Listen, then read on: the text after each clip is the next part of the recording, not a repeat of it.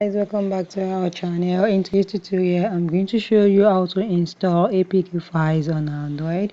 So let's go to your download.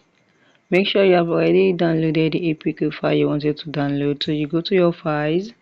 So you can search for your downloads there. Click on your files. When you click on your files, then you click on your download. This is it. Click on download here, and this is it. Our APK file. This is it. The Facebook APK file. Just click on it. When you click on it, it is it. It is installing the app. It is installing the app. It is automatically it's going to install. I'm not going to install this app now, so that is why.